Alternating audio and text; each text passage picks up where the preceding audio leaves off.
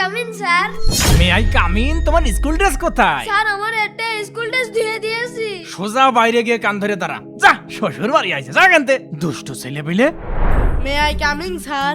কি রে, তোর স্কুল ড্রেস কোথায়? না মানে যা, কান ধরে দাঁড়া, যা বলছি। স্কুলের তো নাম মনে হয় পিকনিকে আইছে ছেলে পেলে। কি রে?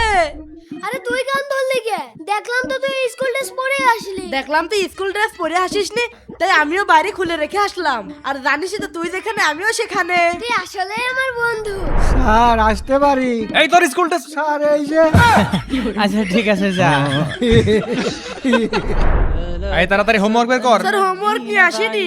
হোমওয়ার্ক নিয়ে আসেনি, দাঁড়া। এই হাত পা। না না স্যার। স্যার মারেন না। আমার ক্লাসে পড়ার ফাঁকি। আরে গুলটে বন্ধু মার খেলো। স্যার আমিও হোমওয়ার্ক নিয়ে আসিনি। আরে ও কি বলে? কি? দাঁড়া, ছেলে পেলের কিছু বলেছি। এই হাত দে।